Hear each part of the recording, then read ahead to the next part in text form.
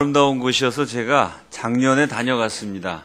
휴가를 이곳에 와서 3박 4일을 돌아왔는데 너무 볼 게 많더라고요. 아름다운 곳에 사시는 아름다운 성도님들 뵙게 돼서 정말 반갑고 감사합니다.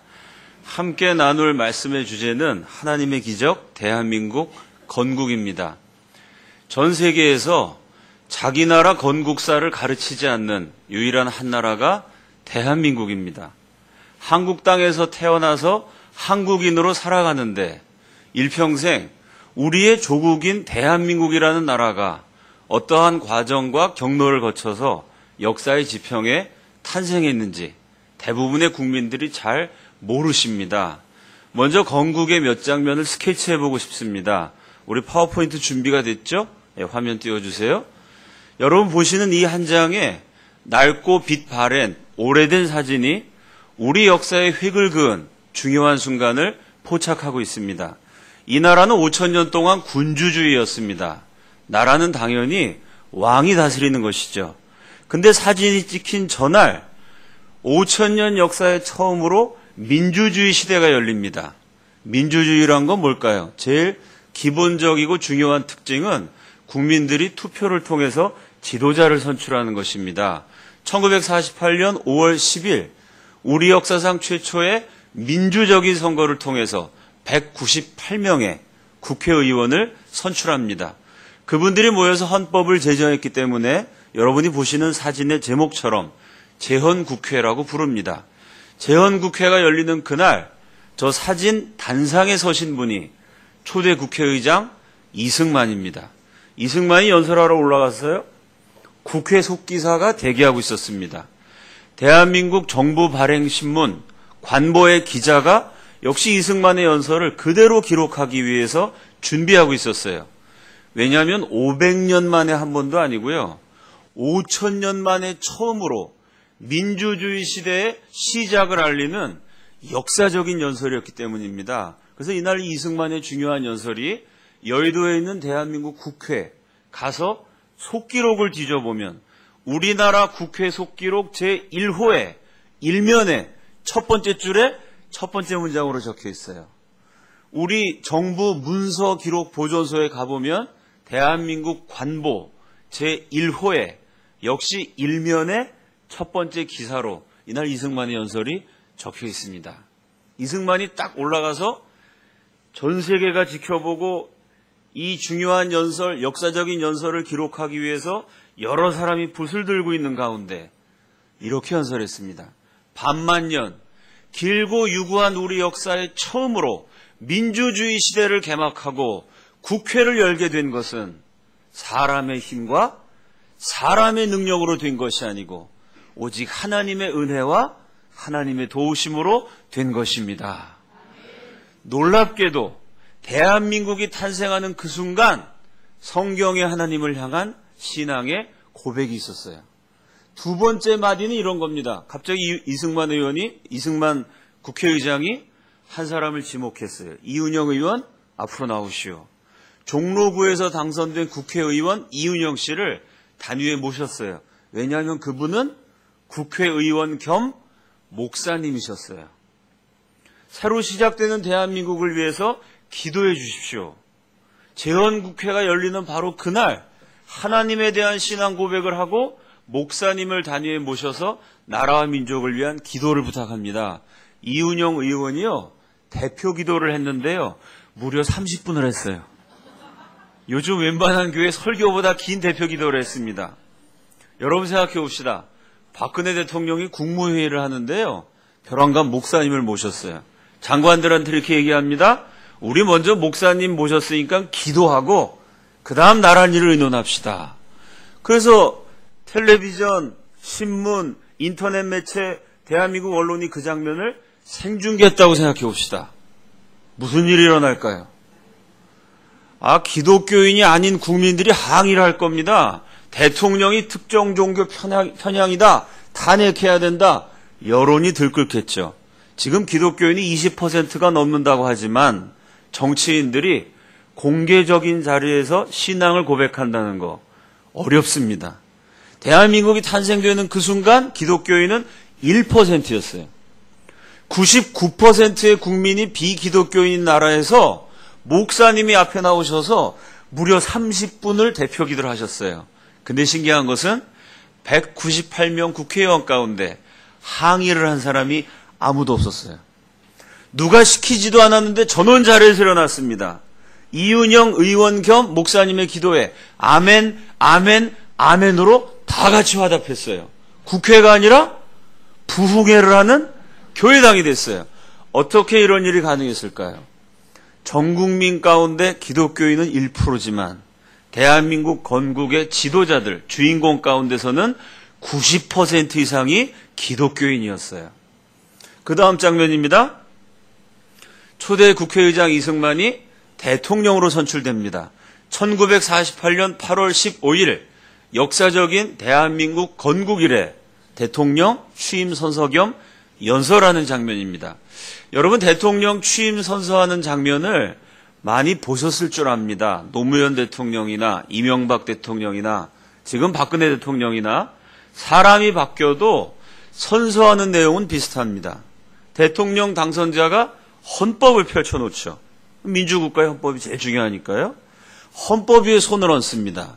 그리고 이런 내용으로 맹세를 해요. 나 이명박은, 나 박근혜는 헌법을 수호하고 대통령의 책무에 충실할 것을 5천만 국민 앞에서 맹세합니다. 거의 내용이 똑같아요.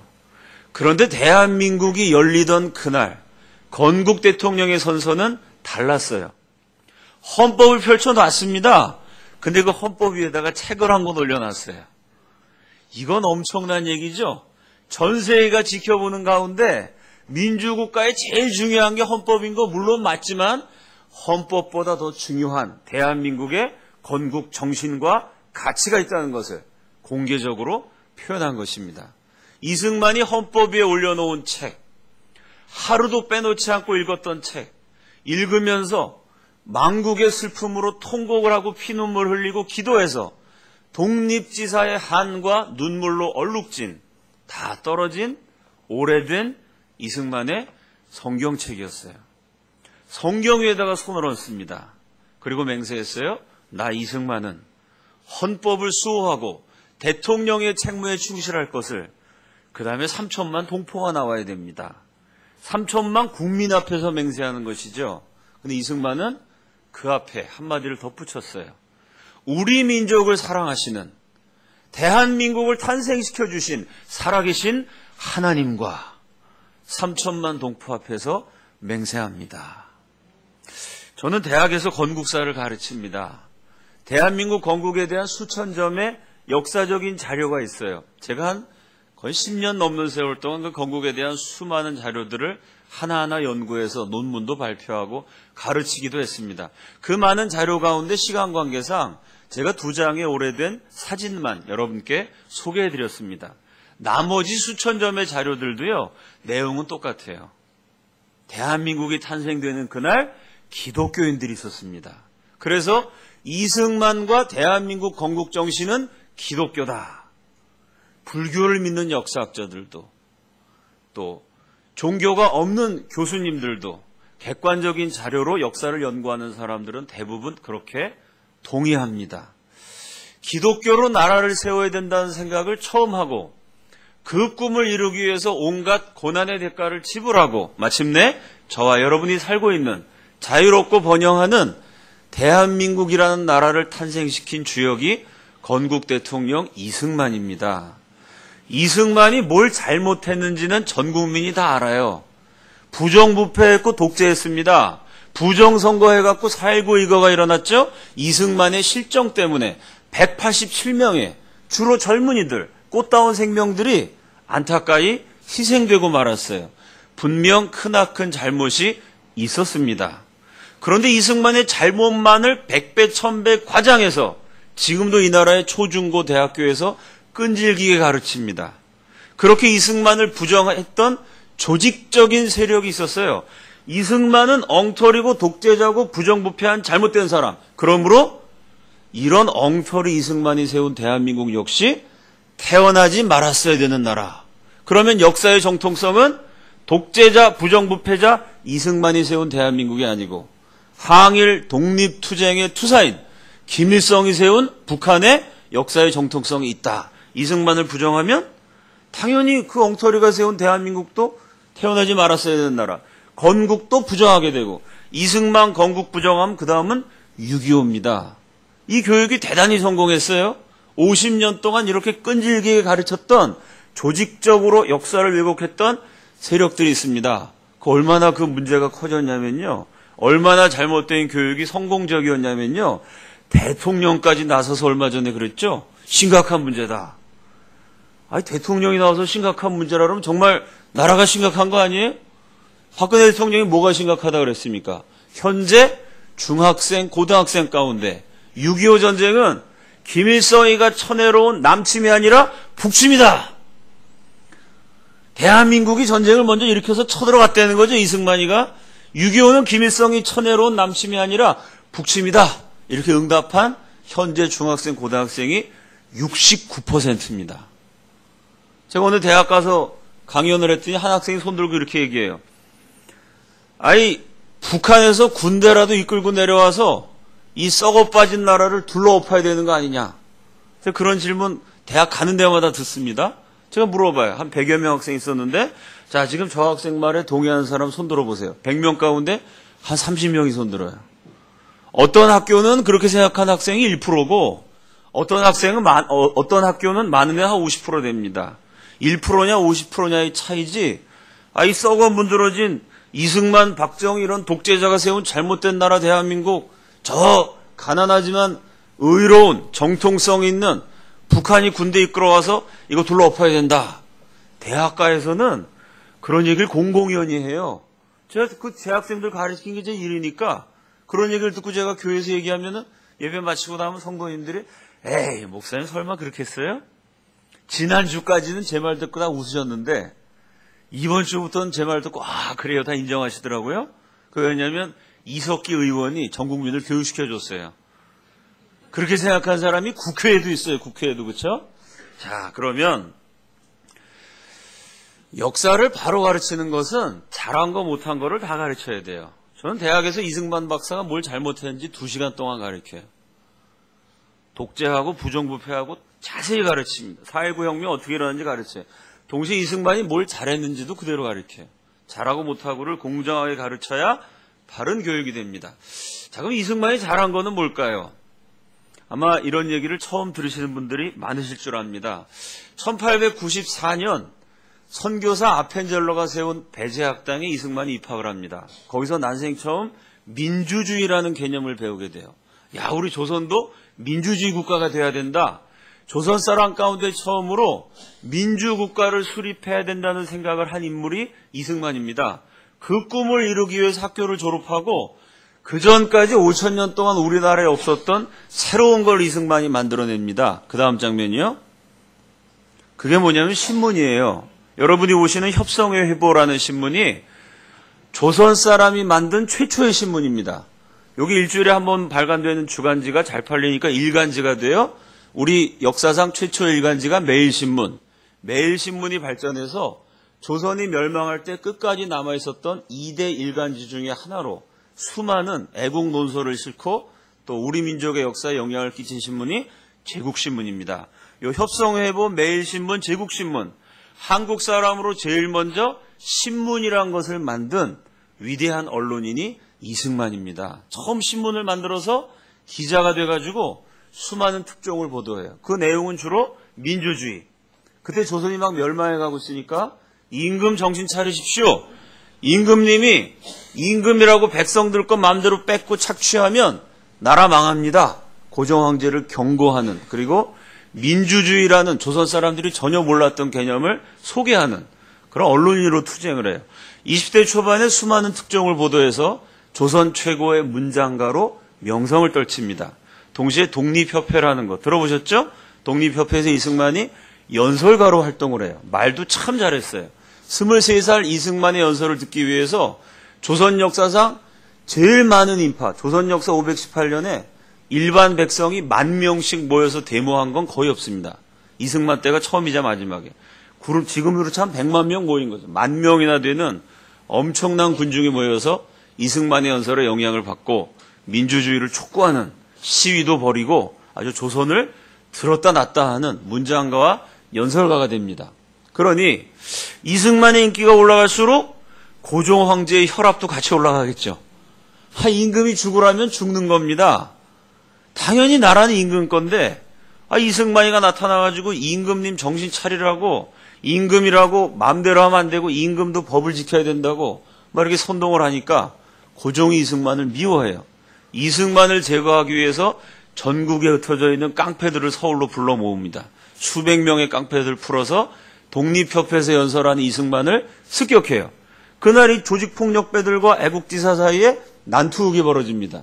김덕구라는 독립협회원이 깡패들한테 맞아서 그 자리에서 죽어요.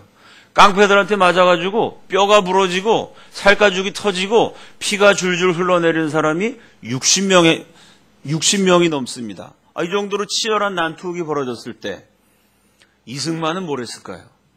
이승만은 글을 잘 쓰고 연설을 잘했을 뿐만 아니라 주먹질도 잘했어요. 은사가 다양하신 분이죠. 주먹질보다 더 잘한 건 발길질을 잘했어요. 몇 놈을 붙잡아다 이승만이 두들겨 팹니다. 근데 아무리 쌈질 잘한다 그래도 단련된 조폭들을 이길 수는 없겠죠. 옆에 보니까 사람이 맞아서 죽어요. 야, 이 내가 죽겠구나. 도망쳐야지. 이승만이 도망치려고 방향을 딱 바꿨어요. 저 오른쪽에서 수백 명의 깡패들이 습격하니까 왼쪽으로 도망쳐야죠. 왼쪽으로 몸을 돌렸는데 누군가 갑자기 이승만의 손목을 탁 잡아요. 이승만 씨, 그리로 가면 죽습니다. 살려거든 반대 방향으로 뛰시오. 오른편에 깡패 수백 명이 울거리는데 살려면 왼쪽으로 가야죠. 웬 미친 사람이 이상한 소리 하네? 이승만이 이상해서 뒤를 돌아봤는데 목소리는 들렸는데 모습이 없어요. 누군가 손목을 잡은 그 촉감은 남아있는데 형체가 보이지 않아요. 근데 그 말이 귓전에 맴돌아요. 왠지 그 말을 들어야만 살 것 같아요. 그 이승만이 무언가에 홀린 사람처럼 자기도 모르게 방향을 바꿨어요. 그리고 저 수백 명의 깡패들을 향해서 뚜벅 걸어갔어요. 이 깡패들이 뭐라고 외치냐면은 역적 이승만 놈을 때려 죽이자!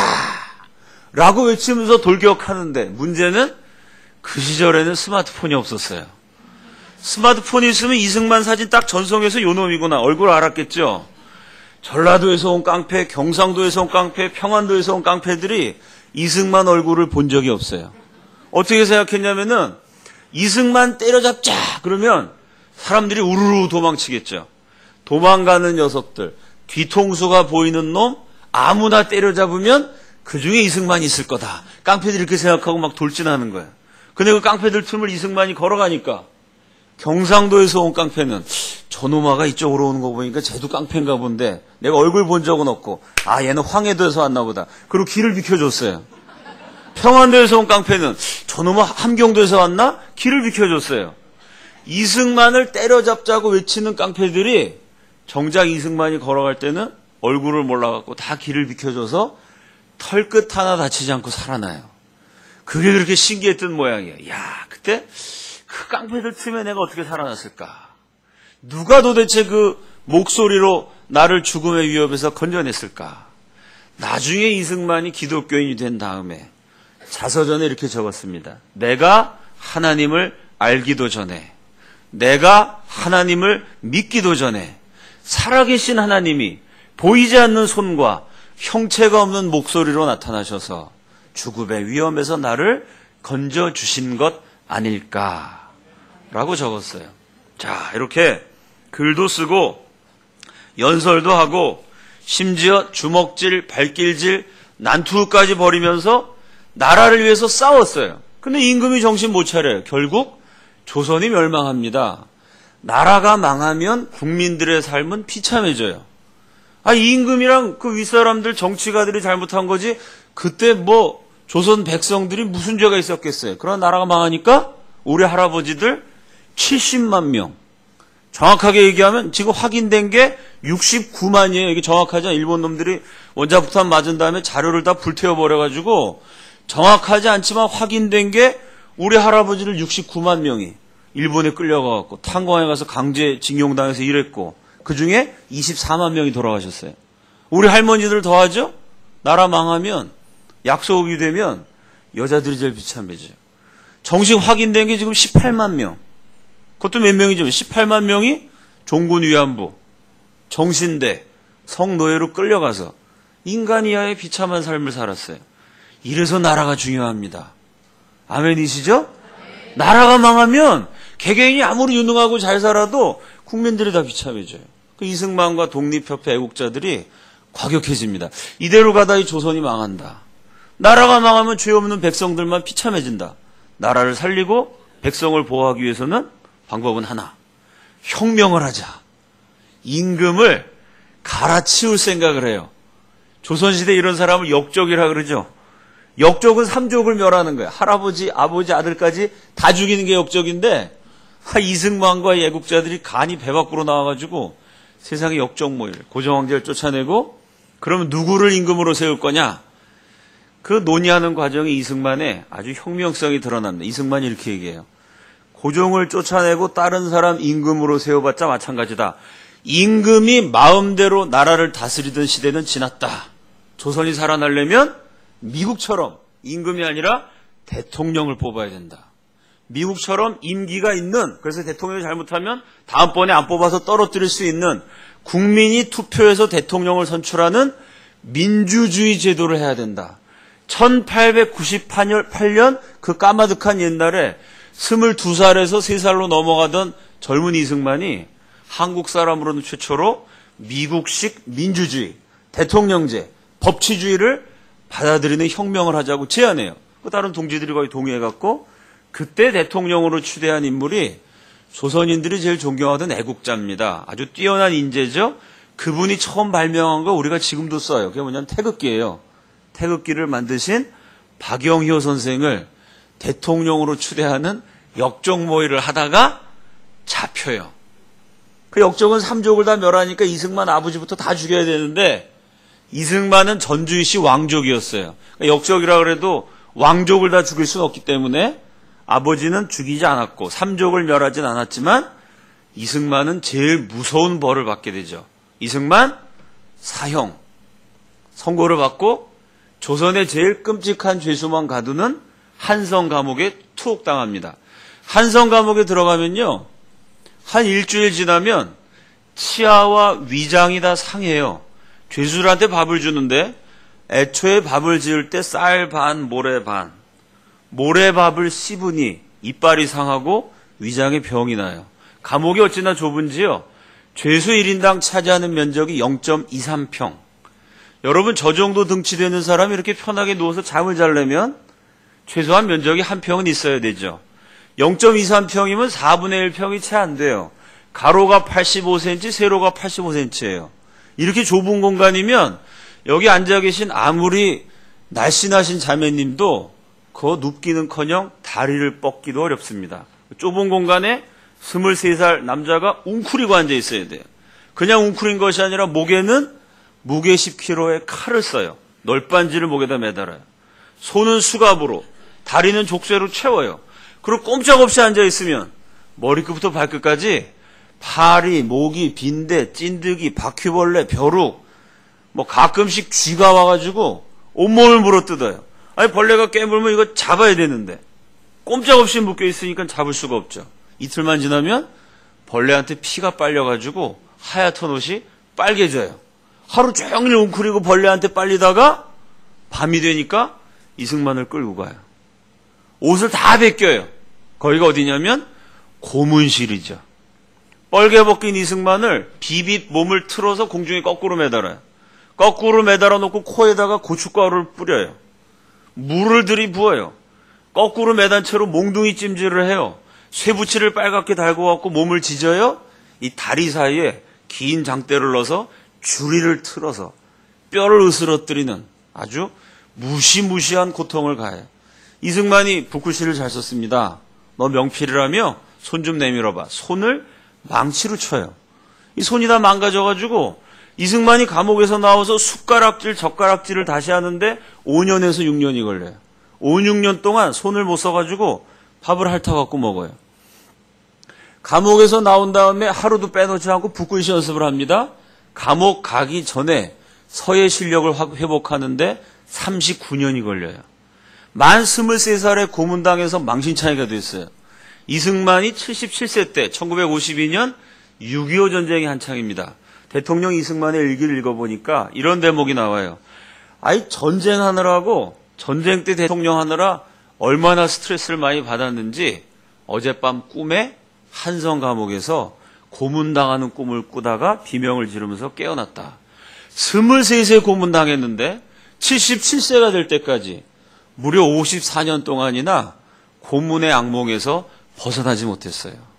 자, 이렇게 고문당하다가 어느 날 이승만 나와! 그러면 처형당해서 죽는 사형수신세가 됐어요. 더 이상 내려갈 데가 없을 만큼 밑바닥까지 추락하니까 배제학당 다닐 때 스승님들이 그렇게 읽으라 그래도 왠지 반감이 생겨서 읽기 싫었는데 그 지경이 되니까 갑자기 읽고 싶은 책이 한 권 있었어요.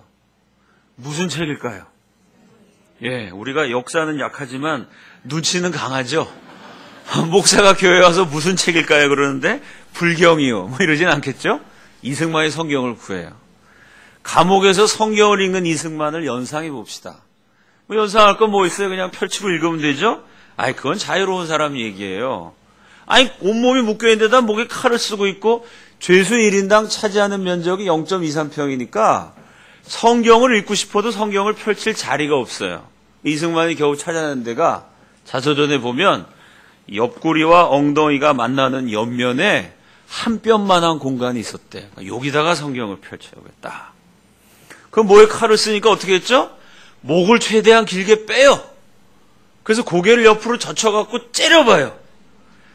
저는 안타깝게도 뱃살이 보입니다만 날씬하신 분은 이러고 쳐다보면은 사람이요 글자가 보일 수 있을지도 모르겠어요. 너무 고문당해 마음이 힘드니까 위로를 받고 싶어서 그렇게 옆을 째려보면서 성경을 읽은 거예요.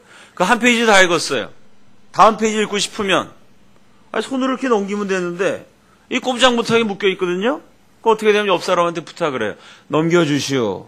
그럼 옆 사람 항상 넘겨주면 그 다음 페이지를 읽을 수 있어요. 이승만보다 좀 죄가 가벼워서 손으로 움직일 수 있는 죄수가 성경을 넘겨줘야 다음 페이지를 봐요. 문제는 이승만은 역적이었어요. 조선의 역적은 살인범보다 나쁜 놈입니다. 제일 나쁜 인간이 역적이에요. 거기다가 유교국가 조선에서 이승만이 기독교라는 이단 미신의 책을 읽어요.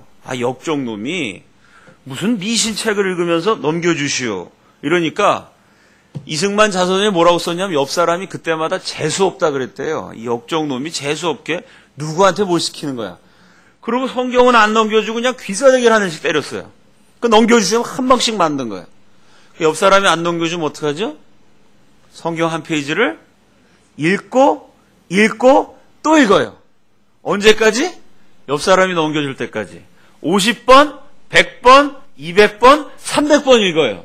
이승만은 19살 때 이미 조선 최고의 천재로 소문이 난 사람이에요. 조선 최고의 천재가 정말 가난하고 절박한 심정으로 너무 고문당해 힘들어서 죽을 날만 기다리면서 간절한 마음으로 성경 한 페이지를 100번, 200번, 300번 읽으면 무슨 일이 일어날까요? 창세기부터 요한계시록까지 이승만이 감옥에서 성경을 통째로 다 외워요. 어떻게 성경을 외울 수 있었죠? 옆 사람이 안 넘겨줘서. 세계 하나밖에 없는 희한한 성경 암송법이에요.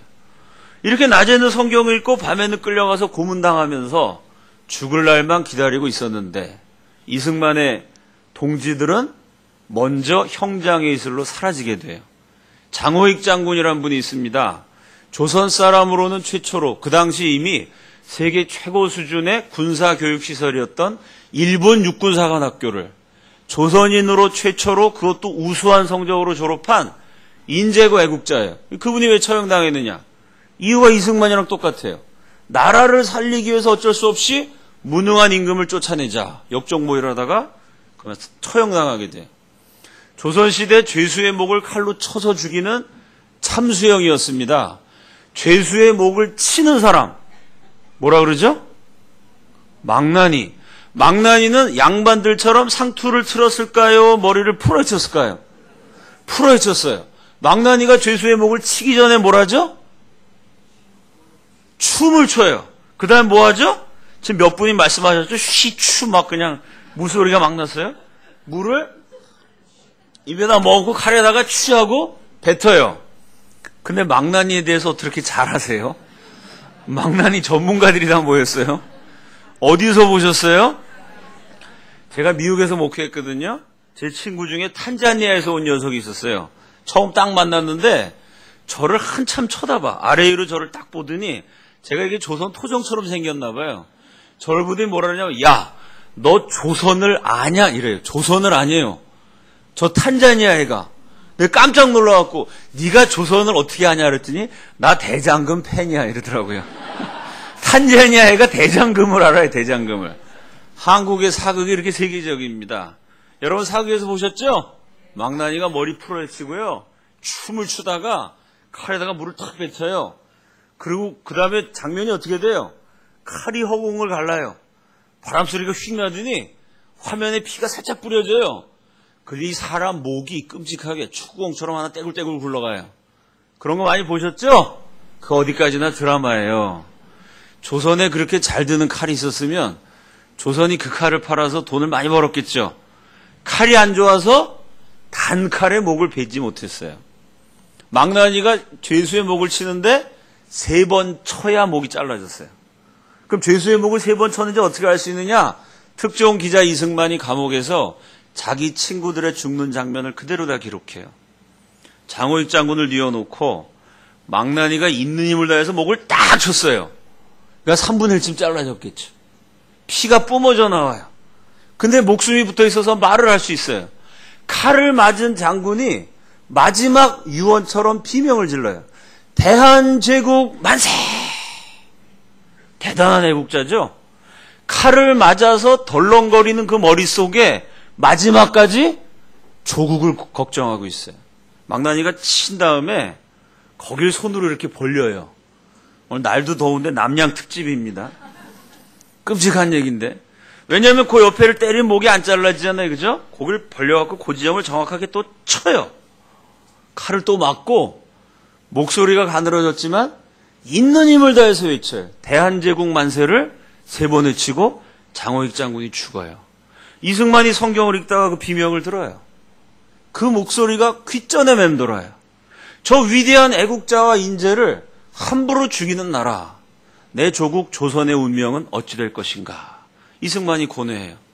같이 고문당하는 친구가 있었어요. 그 친구가 늘 이렇게 얘기해. 승만아, 우리가 이 생지옥 같은 한성 감옥에서 살아나갈 수 있을까? 어쩌면 너는 살아날 수 있을지도 몰라. 너는 전주시 왕족이니까 특사를 받아서 풀려날지도 몰라. 그 친구가 늘 이렇게 얘기해. 승만아, 만약에 둘 다 사형 선고를 받은 상태예요. 만약에 내가 먼저 죽고 승만이 네가 기적적으로 살아서 감옥을 나가면 네가 내 인생까지 살아줘야 돼.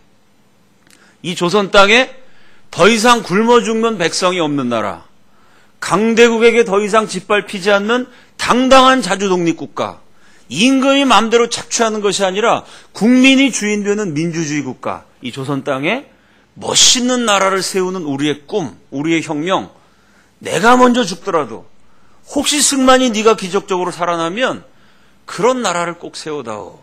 친구가 늘 그렇게 얘기했어요. 그러니까 어느 날 그 친구가 진짜로 죽어요. 망나니가 칼로 쳤더니 이 친구는 뭐라고 외치냐면은 이승만 하고 외쳐. 아유, 웃기세요 이 얘기가?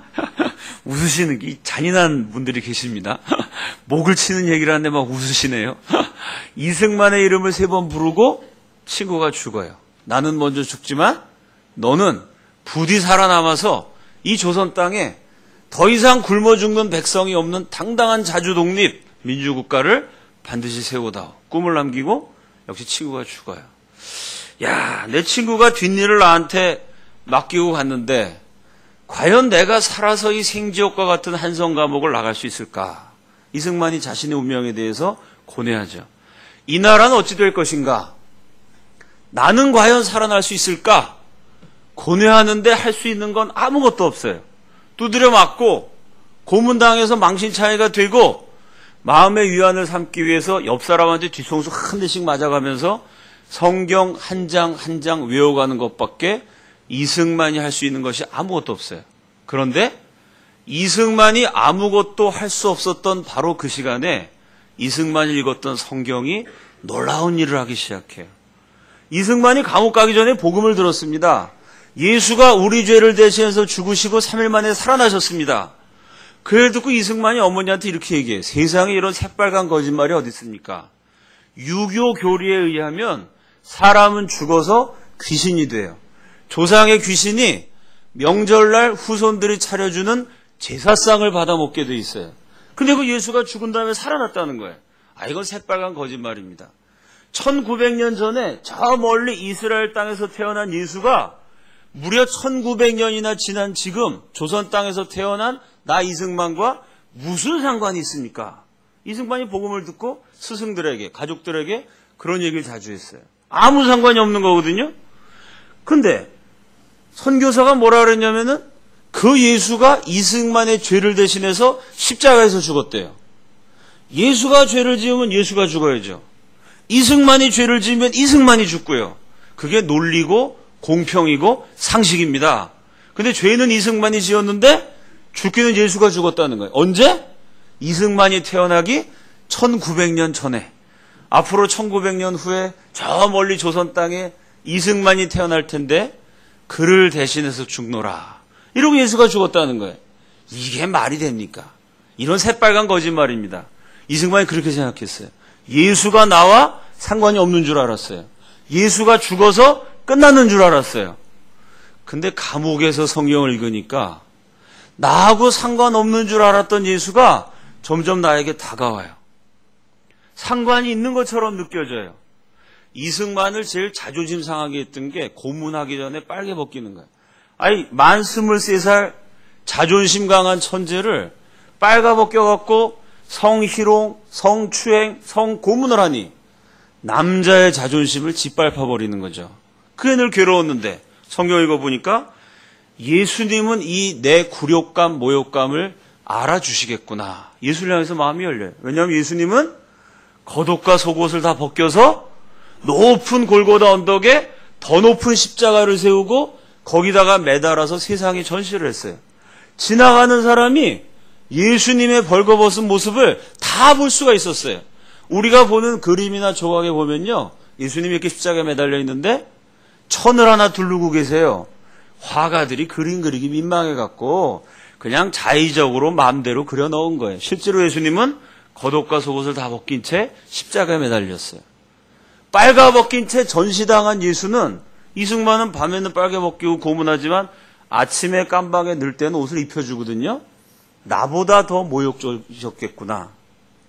이런 예수님이라면 내 마음 알아주시겠구나. 이승만의 마음이 열려요. 이승만을 괴롭힌 게 가시예요. 자서전을 읽어보면 매일 가시로 찌르는데 찔렀던 데를 또 찔르고 또 찔르고 또 찔르니까 상처가 덧이 나가지고 가시 때문에 힘들다는 얘기가 많아요.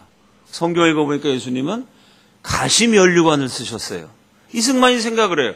나는 그래도 가시로 넓적다리 찌르는데 가시로 머리를 찢어버리니, 면류관을 씌워가지고 머리 가죽이 찢어져서 피가 예수님의 얼굴을 타고 흘러내려요. 가시에 찔리는 게 얼마나 지긋지긋한지 예수님이라면 지금 내 고통을 알아주시겠구나. 이승만이 또 괴롭힌 게 억울해요. 살인을 했나요? 도적질을 했나요? 죄가 없어요? 지은 죄가 있다면 나라 사랑한 죄밖에 없어요. 죄 없는데 고문당하고 죽으려니 이거 아주 화병 걸릴 지경입니다. 성경 읽다가 이승만이 깨달아요. 예수님은 나보다 100배, 1000배 억울하셨겠구나. 왜? 예수님은 죄가 없으신 분이에요. 유일하신 참 하나님이시면서 참 인간이세요. 죄 없는 예수님이 십자가에 무한 고통을 당하셨어요. 여러분, 사람이 죽어도요, 한 번을 치든 세 번을 치든 차라리 목 잘라 죽는 게 나아요. 십자가라는 거는 인류 역사 7000년에 인간이 만들어낸 가장 잔인한 형벌이에요. 로마 제국 역사책을 뒤적여보면 십자가 처형에 대한 기록이 1만 건이 나와요. 제가 그 1만 건의 역사 기록을 이 기회가 되는 대로 찾아서 연구를 해봤어요. 제 앞서서 그 십자가를 연구한 역사가들이 많이 있는데 그분들하고 제가 똑같은 결론을 내렸어요. 무슨 결론이냐면 십자가 처형이 어떤 것인지 있는 그대로 기록하는 것은 불가능해요. 왜? 1만 건의 기록이 다 달라요. 왜 다를까요? 십자가는 알리스터 맥그레이스라는 역사신학자가 그런 말을 했는데 잔인성을 합법화한 것이고 고통을 최대화한 것이다. 쉽게 얘기해서 십자가에 매달아 죽이기 전에 괴롭히고 싶은 대로 마음껏 괴롭힐 수 있어요. 그러니까 1만 건의 십자가 처형 기록이 다 달라. 예를 들어 십자가에 매달아 죽이기 전에 그 사람 앞에서 그 사람을 최대한 괴롭히려면 십자가 매달리는 죄수의 가족을 괴롭히면 되죠. 남편 입장에서는 내가 고문당한 상태에서 내 앞에서 내 아내를 막 강간하고 내 자식들 막 팔다리를 자르고 이거 보는 게 고통스럽잖아요. 그죠? 그 자식들을 데려다 놓고 어떤 데서는 때리고 어떤 데서는 찌르고 어떤 데서는 자르고 어떤 데서는 불로 태우고 수백 가지야. 십자가에 매달린 사람의 가족을 괴롭히는 방법만 수백 가지예요.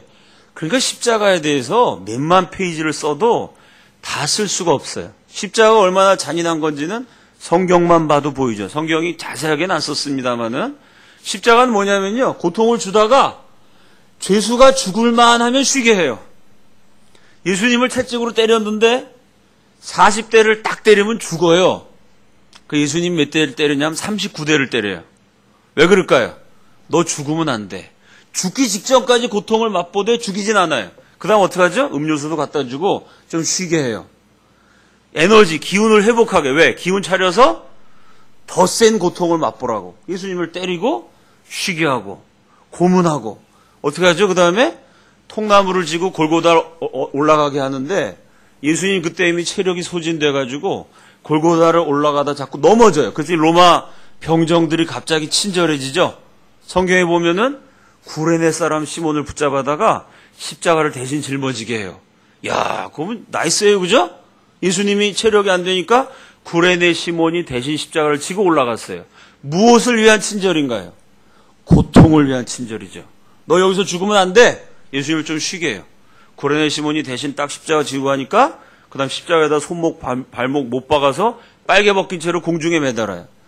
올여름에 한국이 얼마나 더웠어요? 팔레스타인 사막 지역은요, 지금 한국 여름하고 비교도 할 수 없을 만큼 뜨거워요. 기온이 막 40도, 45도 올라가요. 그늘 한 점 없는데 높은 언덕에 차양을 친 것도 아니고 빨개 벗긴 채로 십자가에 죄수를 매달면 머리끝부터 발끝까지 온몸이 익어요. 십자가에 걸린 죄수들이 왜 죽느냐? 과다출혈, 피를 많이 흘리니까. 또 하나가 화상, 전신에 3도 화상을 입어서 몸이 부풀어갖고 오르다가 내장이 손상되면서 화상으로 죽는 경우가 있어요. 그럼 과다출혈하고 화상으로 몸이 익은 채로 고통당하다가 대부분 어떻게 죽냐면 영양실조로 죽어요. 굶겨서 죽이는 거, 십자가에 매달려서. 그러니까 사람 하나를 죽이는데 고통을 줄 수 있는 수만 가지 방법을 사용해요.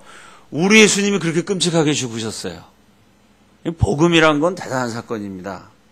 한 분밖에 없는 하나님의 외아들이 죄 없으신 예수 그리스도께서 인간이 만들어낸 가장 고통스러운 형벌인 십자가에 매달려 죽으셨어요. 이승만이 감옥에서 성경을 읽어요. 예수가 왜 이렇게 죽었을까? 이승만이 깨달아요. 나 때문이다. 내 죄를 대셔서 예수님이 죽으셨다. 내 옆 사람이 안 넘겨줘요?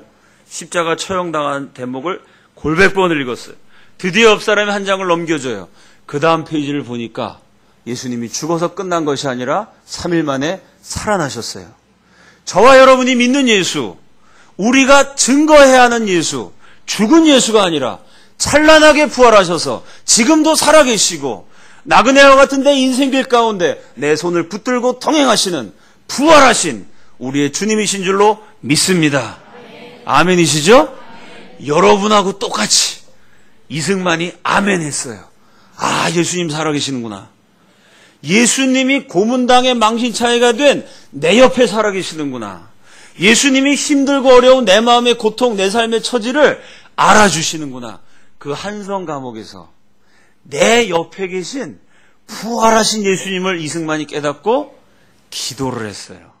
1899년 1월 30일 이승만이 이렇게 적었습니다. 나는 평생 처음으로 감방에서 기도했다.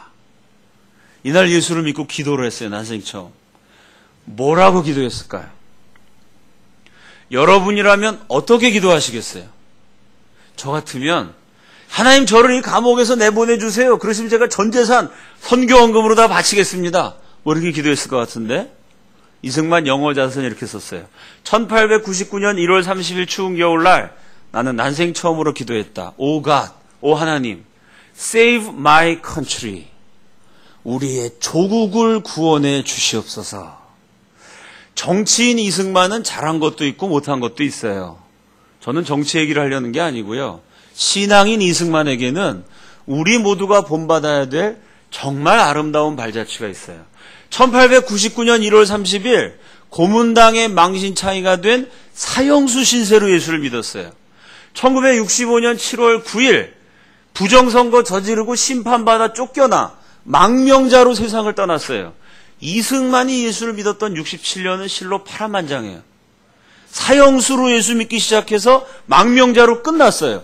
근데 그 파란만장한 67년 동안 대한민국 건국 대통령의 기도에는 항상 나라가 있었고 민족이 있었어요. 첫 번째 기도가 우리의 조국을 구원해 주옵소서. 그 다음 기도도 근사해요. 그리고 내 영혼을 구원해 주옵소서.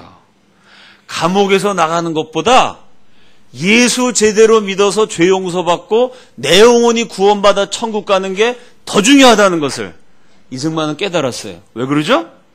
감옥에서 나가도 예수 제대로 안 믿으면요, 감옥보다 더 무서운 지옥에 갑니다. 아멘이시죠? 그래서 우리가 복음을 전해야 되는 거죠. 두 번째 기도가 내 영혼을 구원해 주옵소서. 내가 죄인입니다. 내 죄를 대신해서 죽으시고 부활하신 예수님을 믿습니다. 우리의 조국을 구원해 주옵소서. 내 영혼을 구원해 주옵소서 라고 기도하였다. 그랬더니 금방 감방이 빛으로 가득 채워지는 것 같았고 나의 마음에 기쁨이 넘치는 평안이 깃들면서 나는 완전히 변한 사람이 되었다. 감옥에서 이승만 예수를 믿고 변화돼요. 이날 변화된 게 이승만만이 아니라 우리 민족의 역사가 송두리째 변화됩니다. 왜? 이 당시 조선 팔도에 예수 믿는 사람이 40명이었는데 남자 가운데 백정이 예수 믿었어요. 여자 가운데 천하디 천한 기생이 예수 믿었어요. 백정, 기생 40명이 예수 믿는 나라에서 양반 출신으로는 처음으로 이승만이 예수를 믿어요. 이때부터 이승만이 고문당하면서 기도해요. 첫 번째 기도, 우리 조국을 구원해 주옵소서. 두 번째 기도, 내 영혼을 구원해 주옵소서. 그리고 세 번째 기도는요, 조선 땅에 예수 믿는 100만 그리스도인을 일으켜 주옵소서. 100만 명 전도하게 해달라고 사형수 이승만이 1899년부터 기도하기 시작해요. 그때 예수를 믿는 그날부터 이승만을 사로잡았던 비전이 오늘의 말씀입니다. 시편 144편 15절. 이러한 백성은 복이 있나니 여호와를 자기 하나님으로 삼는 백성은 복이 있도다. 감옥에서 이승만이 무슨 얘기를 하냐면요, 고려 500년 불교 시대입니다. 석가모니를 하나님으로 모셨어요. 그래가지고 안 된다. 조선 518년 유교 시대입니다. 공자가 하나님처럼 떠받들어졌어요. 그래갖고 우리 민족의 소망이 없다. 여호와를 자기 하나님으로 삼는 백성. 새로 탄생하는 대한민국은 예수 믿는 나라가 돼야 되고 한 사람도 빼놓지 않고 복음을 받아들여서 구원받는 백성이 돼야 한다. 1899년 사형수 이승만의 가슴에 민족 복음화의 꿈이 심겨져요. 그 꿈이 성취가 되어서 오늘날 대한민국이 천만 기독교인이 하나님을 믿는 기독교 국가로 성장할 수 있었습니다. 한 사람이 예수를 제대로 믿은 것이 한 사람에게 제대로 심겨진 복음이 얼마나 엄청난 열매를 맺을 수 있는지를 그대로 보여주는 사례가 대한민국 현대사입니다. 그 한 사람을 찾아서 생명의 복음을 증거하는 사랑하는 교우들 다 되시기를 예수 그리스도의 이름으로 축원합니다. 우리 함께 기도하겠습니다.